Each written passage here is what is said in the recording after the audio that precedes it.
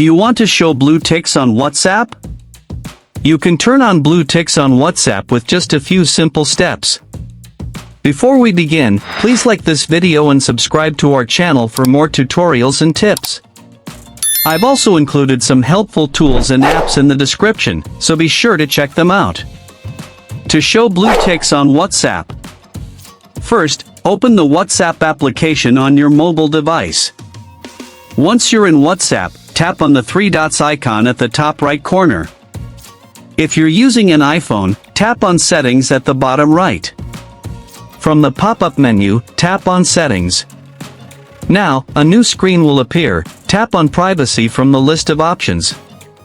Scroll down and look for the option Read Receipts.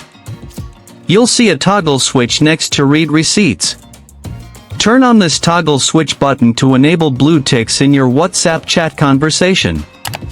Once enabled, your WhatsApp chats will show blue check marks for read messages, providing confirmation to the sender.